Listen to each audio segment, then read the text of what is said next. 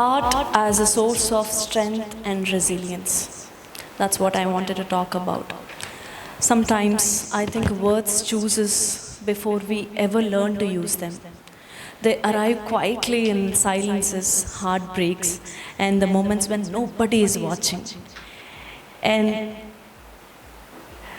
they whisper, you are meant to tell the story.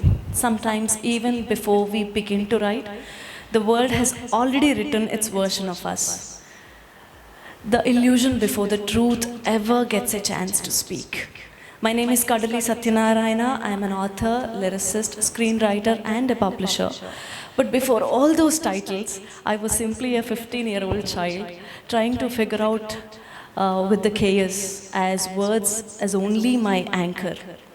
Writing came to me not as an ambition, but as survival. When the world felt too loud, my notebook was the only place where I could write anything without asking permission for. I remember my classmates judging me for expressing myself out without fear of judgment. I literally had to shrink myself down into a little uncomfortable box. And I felt too uncomfortable then. As soon as I finished my schooling, I promised myself I will never try to fit into boxes that aren't as big as me.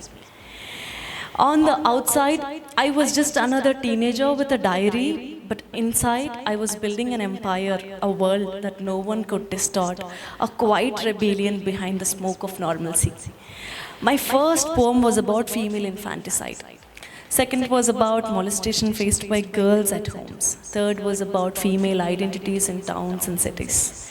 I am glad I didn't have to sit down and think of a topic. The topic chose me over and over again. And I'm very glad about it. And happy about how I happen to be a writer. Maybe that's the thing about truth also. It doesn't arrive just like inspiration sometimes. It walks in us in pain, in disguise, asking to be seen. My first work was born from that space. It wasn't a planned debut. It was my confession, a collection of letters about women who had so much to say but were never asked to talk, to speak. I wrote it at nights after college hours, mostly in the dark, sometimes crying between paragraphs, sometimes blushing between sentences. I never thought it would reach anyone, but it did. When readers told me that those pages felt like their voice too, I realized something powerful. When you write honestly, your expression becomes a tool for someone else to open up. That response changed my life. I started to understand that storytelling wasn't just a career for me, it's a way to give a shape to my silence. As my voice grew, so did the expectations and the judgments from the society. When I released my second book, people were like, Kadali Katalu, it was like too loud, too bold. But the book was also a mirror to so many women voices in my life that I knew. They had become that book has become a voice for them too. My friends, myself, my mom, my grandmom sometimes, and all of us trying to learn this art of waiting for validation from the society. And I learned a hard truth: the moment woman starts owning her narrative, oh, she becomes a threat to people who actually benefits from that silence. The world applauds women for speaking up until they actually do. That's when the mirror cracks and the smoke's clear. That thought inspired me to write my third piece of work, a thriller, murder mystery, contemporary feminist literary work, a slice of life, a graphic novel, and many more. The storyline, the characters, the twists and turns, those took 2.5 years of my life, have piece of my heart. Every page has my laughter and tears in equal amounts. The softest yet the boldest attempt to make people not to get intimidated by the word feminist. I tried to understand why the movement or the word feminism offends so many people. After hundreds of genuine conversations, I understood few people hate it. Few people don't want to understand. They like to misunderstand the word or the movement feminism. The conversations made me a better explainer, but have gotten no change in their perspective. The perspective that strongly believes women are supposed to be doormats. Women should be punished if they resist being stereotypical, expected women in the society. How do I explain these mindsets that feminism is a mass movement which has commenced by groups of all humans of all groups to remove oppression that's already prevailing in a patriarchal society? That same thought became the seed of my next book also. It's about resilience, about how we rebuild after being burnt by life's judgment sometimes. It's not a story of revenge, but of rebirth. I wrote few poems while healing, while forgiving, while reminding myself that pain is not the opposite of beauty, it's actually the birthplace of it. Healing too can be an illusion. It looks like peace, but often begins in chaos. People often ask me, Cuddly, how do you write about struggle without sounding bitter? And I say, because bitterness closes the door, art opens it again. Every book I have written till now has been a reflection of a different version of me. Finding my voice, standing up for it, embracing it with strength and resilience, finally setting it free after some time. And this is a cycle of writing for me. Each work of mine taught me that growth is not about becoming tougher, but it's about becoming truer to ourselves. The illusion is that strength looks like steel. But the truth is, it often looks like soft nets that refuse to shrink, that refuse to break. Recently, I made a statement about how women don't actually belong with themselves, but most of the times with the fathers or husbands. The woman's identity. People resonated with it, people understood it, and empathetic listeners defended it, but the fragile ego of humankind got offended by the statement. What do we do? When the trolls came, I was caught off guard. The memes, the mockery, the casual cruelty, they hurt me more than I wanted to admit. I had spent years building this voice, and suddenly I was being told to be quieter, softer, smaller. I was made into a meme actually, and a pop culture meme and a joke. For weeks I couldn't write. I kept wondering, why do women get punished for honesty? Why is vulnerability seen as such weakness while it takes a lot of strength to showcase it? And then one message changed everything. A reader wrote me, your book made me talk to my mother about my dreams. And that was the moment I stopped feeling like a victim of noise and started seeing myself as a bridge. If my words could spark one honest conversation, I had already done something nice, something that mattered. That's when I learned the deepest truth of the smoke and the mirrors we live in. People fear what reflects them too clearly.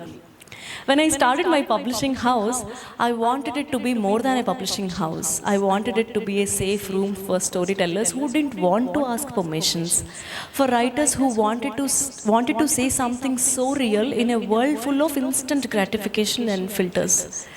In every workshop I conduct and students ask me, what if my story is not big enough? What if my story is not good enough? And I tell them there's no such thing as good story or a big story. There are only stories that we are afraid to tell. And I tell them there's no such thing. Because the most beautiful art, most powerful art, doesn't come from success, it comes from struggle. From sleepless nights, from questioning your own choices and worth and still showing up to the page. When I write lyrics and dialogues, it's the same for me.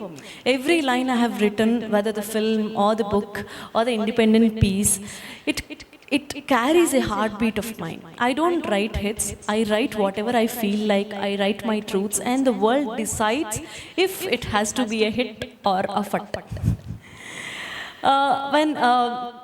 In cinema and literature alike, illusion sells, but only the truth stays.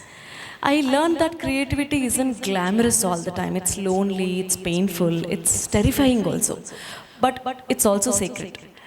It's the closest thing we have to magic, turning invisible emotions into the words that make someone else feel less alone. Every artist learns this paradox. You create illusions to reveal reality. To all the students listening, you live in a time where everyone is performing, but very few are expressing. You don't have to look perfect to be beautiful. You don't have to look perfect to be powerful. You just have to be present.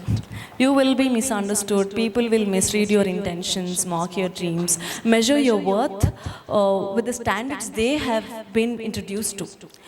I remember sitting at my desk one night and staring at a blank page. I was exhausted. I was scared. I was tired of being brave. I wanted to quit. But then I wrote one line: I forgive the noise. That line became my quiet rebellion, quiet revolution. Forgiveness doesn't mean forgetting what happened, it means choosing not to let that thing affect you, affect your art. When I forgive the noise, I make space for more music. If there's one thing I've learned, it's that every time life breaks me, it gives me raw material to make more art, beautiful art. I use it, I shape it, and then I turn that into something beautiful. Because art is the only revenge that doesn't destroy you, but it transforms you. I believe it with my whole heart. In that transition lies the ultimate truth. The mirror finally shows who we really are. Your story doesn't need to be loud and powerful. It just needs to be true. Because the truth has a frequency, it will find its listeners. If your story touches even one person, you have done already enough. One of my favorite lines from my book, recent book, ప్రశ్నించడం verb మాత్రమే కాదు, అదొక lifestyle. That's what life is also, right? A series of questions and raisings, some quiet, some public, and some invisible. But each one takes us closer to who we really are. And if you remember nothing else from this talk, remember this. Don't be afraid of your trembling voice. Don't be afraid to rewrite your story. And never ever apologize for feeling something deeply. Because the world doesn't change when everyone agrees. It changes when someone dares to speak with love. I stand here today not as someone who has figured it out all, but as someone who always tried to keep going. But as someone who speaks with love. And as someone who kept writing when the world said, enough, stop, do not. I didn't stop. I didn't stop writing. Because in the end, the most powerful thing you can ever say is not, I won, but something which sounds like, I kept going, even if the world said no. This reminds me of my lyric from a series. నెగ్గడమే కోరికరా తెలియనిదే తీరికరా ఎంతో కుదురురా అది నమ్మింది చేసే గుణమురా అంతే గడుసురా తన జోలికి వస్తే తగువురా పంతం పట్టి అన్ని సాధించేరా. That's how we write our stories, one word, one truth, one heartbeat at a time. Thank you.